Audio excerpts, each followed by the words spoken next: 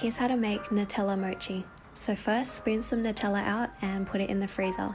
Then grab glutinous rice flour, sugar and water and give everything a whisk until it's well combined.